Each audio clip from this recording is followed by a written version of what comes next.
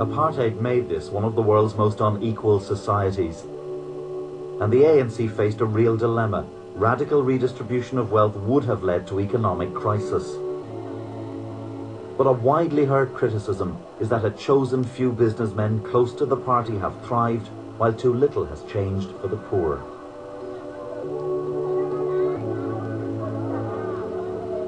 We still live in shacks, and yet there are many of those who used to be of our community who are now living in clover. I mean, they have wonderful homes, they have beautiful cars. I'm surprised that they don't say to hell with Mandela and to hell with Tutu and their call for reconciliation and go on a rampage. I'm still amazed.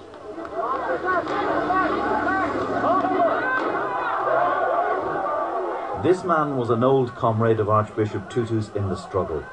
Reverend Frank Chikane knows the world of the squatter camps well.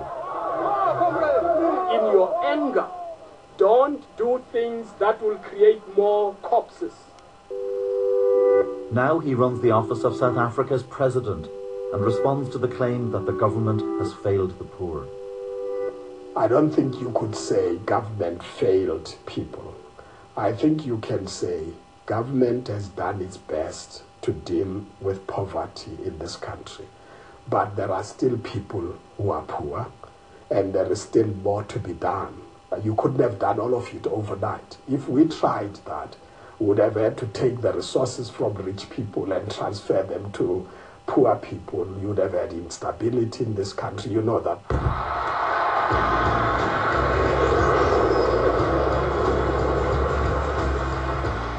Nelson Mandela's charisma and the euphoria of liberation helped to keep discontent at bay. But that would change under his successor, Thabo Mbeki. Thabo Mbeki was widely respected in the West. Exiled in Britain under apartheid, he was a skilled diplomat who helped negotiate the end-of-point rule. But in power, he would react angrily to what he saw as white or Western views based on colonial attitudes. The brutality of apartheid had left him with bitter resentments that would erupt when he was criticised. Do you, and does the President feel, that Westerners lecture you too much? That's not surprising, though, isn't it? I mean, if you have had a colonial system, remember that Westerners were part of that colonial system. Even when they are independent, you still think that they should do things the way in which you think. But Mbeki's hostility to criticism helped change the way the world saw South Africa. It erupted on an issue which would bring scorn on the president. This is rural Transkei, where Mbeki grew up. There are new government-built houses here, but alongside the evidence of progress, there is a story of failure. Here, the household headed by AIDS orphans is a stark symbol of the new South Africa. Back when the struggle against apartheid was coming to an end, none of us was talking about HIV/AIDS, not the politicians and not the journalists.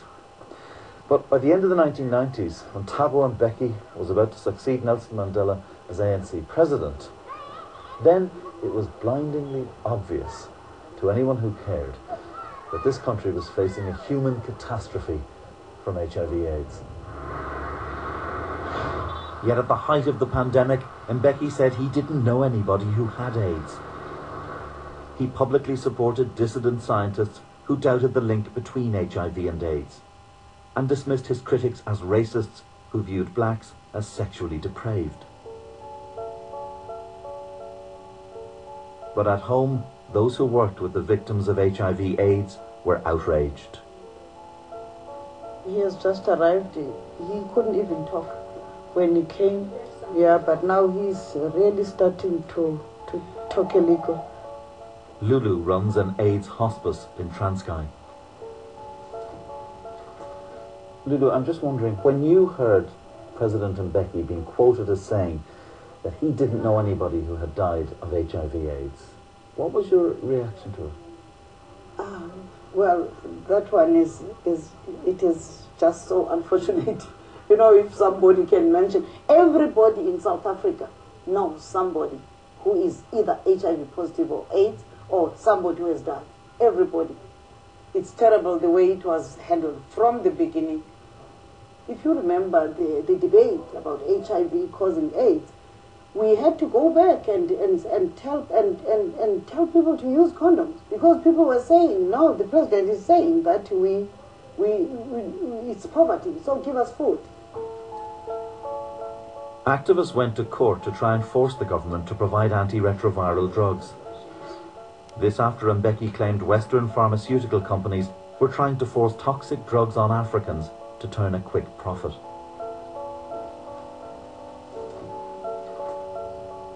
This is Eunice. She's 61 years old, suffers from AIDS and lives with her 3 orphaned grandchildren.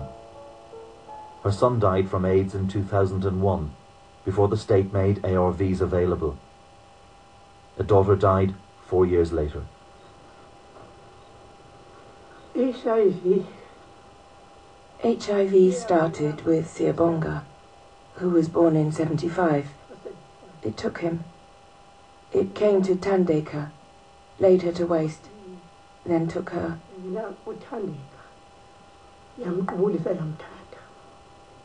I'm hurting because I see others surviving. Mine died because they were late in getting to hospital. Siyabonga, on his return, asked for a bed. For 3 days he lay in bed. With Tandeka, it took 2 weeks. With 2 weeks.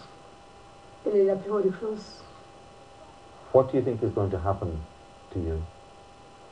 I hope that I will survive when I get the ARVs.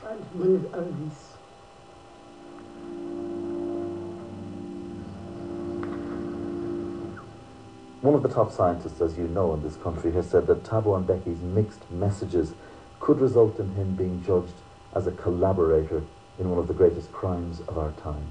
No, but you see, this is all business. Now it's over. We've got a policy. It deals with HIV and AIDS. We've got the best policy. But it's not old business for the families of people who died as a result of those mixed messages, is it? No, it's still a living pain for them. No. It's old business because the president was misunderstood. There was a campaign here by pharmaceuticals for us to make decisions without applying our minds carefully. And when we apply our minds, they push you to say you should have made a decision yesterday. Now, you don't run like that as a government.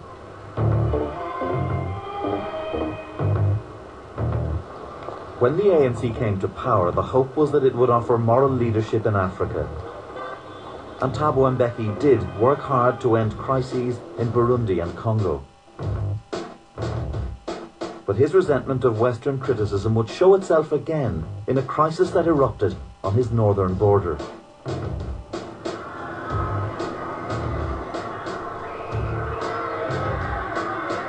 In Zimbabwe, the government of Robert Mugabe launched a brutal crackdown, terrorizing the opposition.